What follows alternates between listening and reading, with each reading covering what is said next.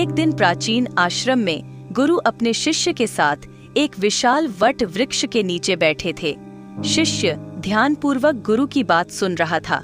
तभी शिष्य ने पूछा, गुरुदेव, जीवन में सही मार्ग पर चलने और साक्षर बनने का क्या महत्व है?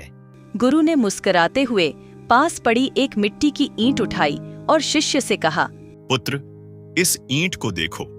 यह कितनी साधारण लगती है, परंतु यदि इसे सही ढंग से उपयोग किया जाए तो यह एक भव्य महल का आधार बन सकती है। लेकिन यदि इसे यूं ही पड़ा छोड़ दिया जाए तो यह मिट्टी में मिलकर व्यर्थ हो जाएगी।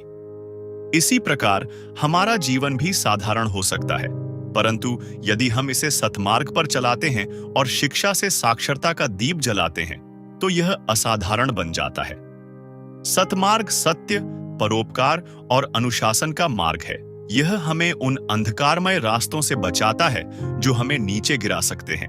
इसके बाद गुरु ने एक दीप जलाकर अपने शिष्य को समझाया और कहा, सुनो पुत्र, साक्षरता का अर्थ केवल अक्षर ज्ञान नहीं बल्कि आत्मज्ञान है।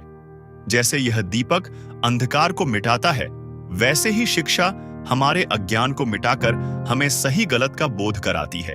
गुरु की सारी बातें सुनकर शिष्य ने सिर झुकाकर कहा, गुरुदेव, अब मैं समझ गया। सतमार्ग पर चलना जीवन की नींव है और साक्षरता उस प्रकाश की भांति है जो हमें सही दिशा दिखाती है। शिष्य की यह बात सुनकर गुरुजी बहुत प्रसन्न हुए और कहा, पुत्र, एक बात हमेशा याद रखना, जीवन का सार केवल ज्ञान प्राप्त करना नहीं बल्कि उसे सत्कार्य में लगाना है। यही सच्चा मार्ग है।